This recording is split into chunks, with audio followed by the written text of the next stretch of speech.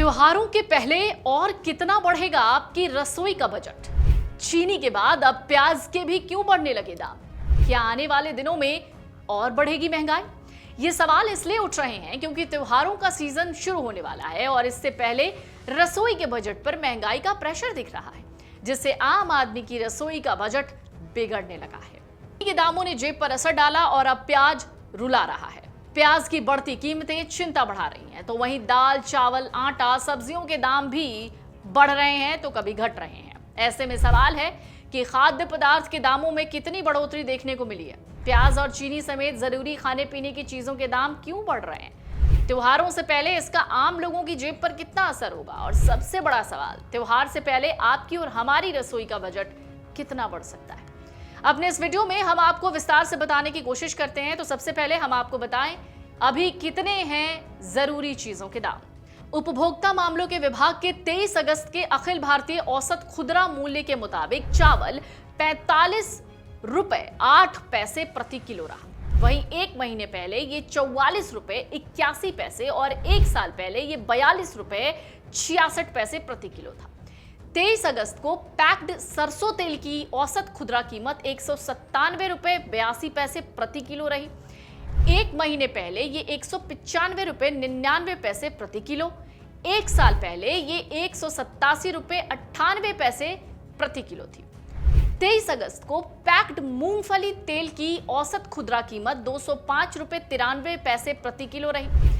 एक महीने पहले ये 206 रुपए 36 पैसे प्रति किलो और ठीक एक साल पहले ये 186 रुपए 77 पैसे प्रति किलो थी। यानी एक साल में इसकी कीमत करीब 19 रुपए 16 पैसे प्रति किलो बढ़ गई है। अब चना दाल की बात करते हैं। चना दाल की औसत खुदरा कीमत कितनी है? 85 रुपए 88 पैसे प्रति किलो। एक महीने पहले ये 86 रुपए 14 पैसे थी और एक साल पहले ये 86 रुपए 93 पैसे थी। यानी चना दाल पिछले साल के मुकाबले सस्ती है।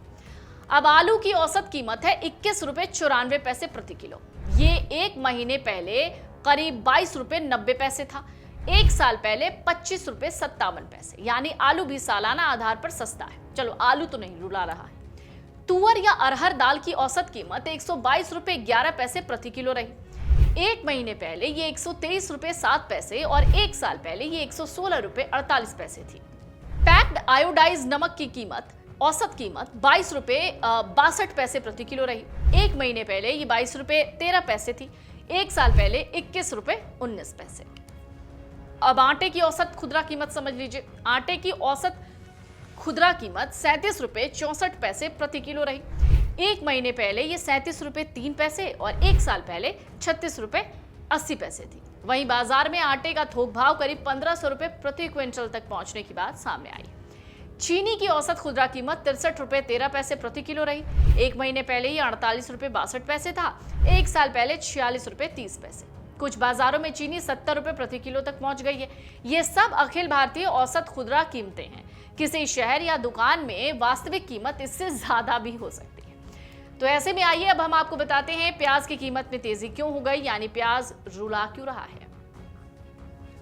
प्याज की कीमतों में इस समय सबसे ज्यादा तेजी दिख रही है। इसका औसत खुदरा मूल्य 42 रुपए 8 पैसे प्रति किलो है। एक सप्ताह पहले ये 35 रुपए 85 पैसे था, एक महीने पहले 34 रुपए 91 पैसे और एक साल पहले 28 रुपए 41 पैसे। वहीं दिल्ली में प्याज की खुदरा कीमत 65 रुपए प्रति किलो तक पहुंच गई थी, जबकि एक साल पहले ये 35 रुपए थी। चेन्नई में करीब 58 रुपए किलो ये बिक रही थी, जबकि पिछले साल 33 रुपए किलो थी। प्याज की महंगाई के पीछे सिर्फ उत्पादन कम होना वजह नहीं है।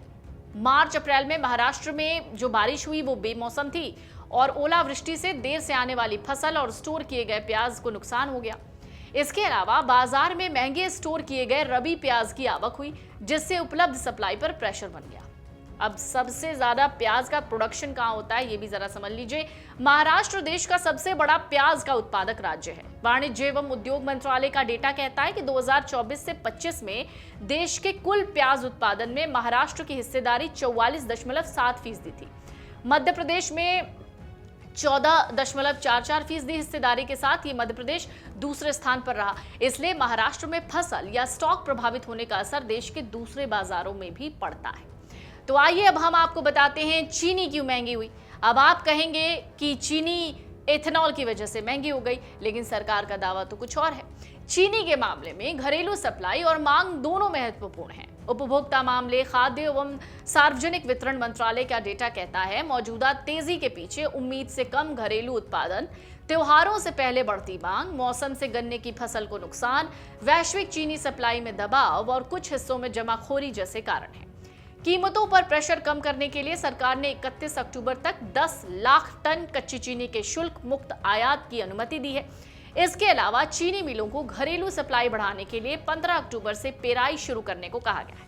उपभोक्ताओं का कहना है चीनी की बढ़ती कीमत की वजह से वो कड़वी चाय पी रहे हैं। व्यापारियों का कहना है 15 से 20 दिनों के भीतर 1000 रुपए प्रति बोरी चीनी के दाम बढ़ गए। मांग इतनी बढ़ गई है कि चीनी मिलना मुश्किल हो गया है। थोक विक्रेता दुकानदार तो बता रहे हैं कि माल कम आ रहा है। साथ ही दुकानदारों का कहना है कि ड्राई फ्रूट के दाम भी आसमान छू रहे हैं। बादाम के दाम में 200 रुपए की बढ़ोतरी हुई है। दालों में भी एक जैसी स्थिति नहीं है। चना दाल की कीमत सालाना आधार पर कम हुई है, जबकि तुअर दाल पिछले साल की तुलना में महंगी है। दालों की कीमत में घरेलू उत्पादन, मंडियों में आवक, मांग और आयात बहुत बड़ा रोल प्ले करता है। जिन दालों का घरेलू उत्पादन मांग के मुकाबले कम होता है, उनमें आयात पर निर्भरता बढ़ती है। ऐसे में अंतर्राष्ट्रीय कीमत और आयात लागत का असर घरेलू बाजार में दिखाई देता है। तो आइए अब हम आपको बताते हैं प्याज, चीनी के साथ साथ आटा और चावल की कीमत क्यों बढ़ी है। चावल और आटे की कीमतों में प्याज या चीनी जैसी कोई तेज बढ़ोतरी नहीं है, लेकिन दोनों की कीमत पिछले साल से कुछ ऊपर है। चावल की कीमत एक साल में 42 रुपए 66 पैसे से बढ़कर 45 रुपए 8 पैसे प्रति किलो हुई है। आटा 36 रुपए 80 पैसे से बढ़कर 37 रुपए 64 पैसे प्रति किलो हुआ है। इनकी कीमत पर उत्पादन, मंडी आवक, सरकारी खरीद और स्टॉक मिलिंग, परिवहन और मांग का असर पड़ता है। तो आइए अब हम आपको बताते हैं बहुत महंगी और सबसे बड़ी बात, जुलाई में खाद्य महंगाई की तस्वीर क्या थी। अब तक की मौजूदा कीमतों से अलग जुलाई के सरकारी आंकड़े खाद्य महंगाई की व्यापक तस्वीर दिखाते हैं। सांख्यिकी और कार्यक्रम कार्यान्वयन मंत्रालय के जुलाई 2026 के डेटा के मुताबिक खुदरा महंगाई दर 4.45% रही, जो जून के 4.38% से ज्यादा थी। वही खाद्य महंगाई 5.52% रही, जबकि जून में ये 5.39% थी। ग्रामीण खाद्य महंगाई 5.79%, शहरी खाद्य महंगाई 5.05% रही। यानी जुलाई में खाद्य वस्तुओं की कीमतों का दबाव कुल महंगाई में भी दिखाई दिया। महंगाई बढ़ने के बाद थाली पर कितना असर पड़ा है, ये जरा कैलकुलेशन समझ लीजिएगा। एक रिपोर्ट कहती है घर पर बनने वाली शाकाहारी थाली की लागत सालाना आधार पर 4% और मांसाहारी थाली की लागत 9% बढ़ गई है। शाकाहारी थाली पर प्याज, खाद्य तेल और एलपीजी की कीमतों का दबाव रहा। जुलाई में प्याज सालाना आधार पर 20%, खाद्य तेल 11% और एलपीजी 10% महंगा रहा। हालांकि कुछ चीजों ने महंगाई को कम करने में मदद की, जैसे आलू की सालाना कीमत जो आधार तय है उस पर 12% और टमाटर की कीमत 2% कम रही। आलू की कीमत में कमी रबी उत्पादन में 2 से 3% बढ़ोतरी और रकबे में विस्तार से जुड़ी थी। महीने के आधार पर जुलाई में शाकाहारी थाली की लागत 2% बढ़ी, जबकि मांसाहारी थाली की लागत स्थिर रही। प्याज और आलू की कीमतें 23% और 4% बढ़ी, जबकि टमाटर 1% सस्ता हुआ। तो अब जान लीजिए अभी कीमतें इतनी तेजी से क्यों बढ़ रही हैं। एक्सपर्ट कहते हैं त्योहारों से पहले बढ़ती मांग का असर सबसे ज्यादा उन चीजों पर पड़ता है जिनकी कीमत पहले से ऊपर है। चीनी, खाद्य तेल, प्याज, आटा और दाल जैसी चीजों की खपत त्योहारों के दौरान बढ़ती है। ऐसे में अगर बाजार में इनकी आवक या सप्लाई पर्याप्त नहीं रहती तो बढ़ी हुई मांग कीमतों पर असर डालती है। हालांकि हर खाद्य वस्तु के दाम एक साथ बढ़ेंगे ऐसा जरूरी नहीं। सरकार ने चीनी के लिए शुल्क मुक्त आयात और प्याज के मामले में बफर स्टॉक जैसे कदम उठाकर कीमतें कंट्रोल करने की कोशिश की है। ऐसे में देखना होगा सरकार के इस कदम से बाजार में इसका कितने दिनों में असर दिखता है, क्योंकि त्योहारों में मिठाई की मिठास चीनी से आती है। लेकिन अगर प्याज की कीमतें यूं ही बढ़ती रही तो त्योहार से पहले ही रसोई का बजट बिगड़ जाएगा। इसी प्रकार की वीडियोस देखने के लिए हमें सब्सक्राइब करना ना भूलें और एस्ट्रोलॉजी से जुड़ी लेटेस्ट जानकारी के लिए डाउनलोड करें माई ज्योतिष ऐप।